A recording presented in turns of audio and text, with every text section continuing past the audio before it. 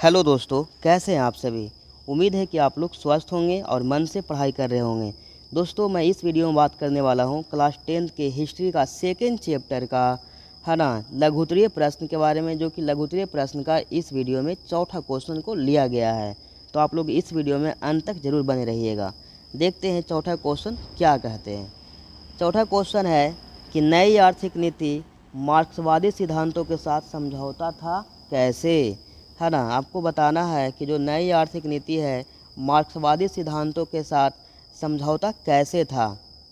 तो देखिए, आपको पता है कि जो नई आर्थिक नीति है लेनिन के द्वारा लाया गया 1921 में लाया गया नीति है ना। तो आपको ध्यान रखना, यह ऑब्जेक्टिव में आता है कि नई आर्थिक नीति लेनिन कब लाए थे, है ना, या कौन लाए थे। तो लेनिन लाए थे, लेकिन कब लाए थे, 1921 ईस्वी में। चलिए देखते हैं, यहाँ पे लिखा गया है कि नई आर्थिक नीति 1921 के अंतर्गत लेनिन ने मार्क्सवादी सिद्धांतों के साथ समझौता कर इसे, है ना, रूस में लागू किया था। तो दोस्तों, बातों को समझिएगा।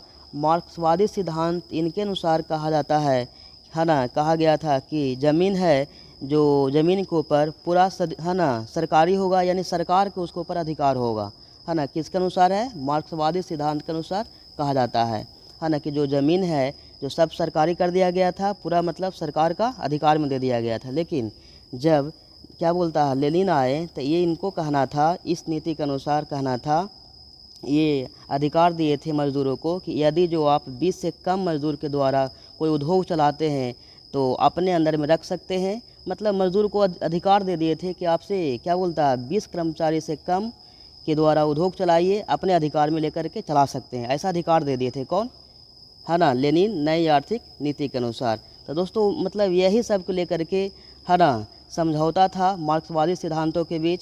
समझे, ये मतलब पूरा सरकारी, मतलब सरकार के अंदर में दे दिए थे पूरा ज़मीन को, है ना। इनको अनुसार क्या था, जो ज़मीन था उसके ऊपर सरकार का अधिकार था। लेकिन लेनिन के अनुसार क्या था, ये इनको कहना था कि कुछ सरकारी होगा, कुछ प्राइवेट होगा। तो यही सब लेकर के क्या था, समझौता था। देखिए आगे लिखा गया है, क्योंकि पूरे देश में एक साथ, है ना, साम्यवादी व्यवस्था को लागू करना या सभी पूंजीवादी देशों से टकराना असंभव था।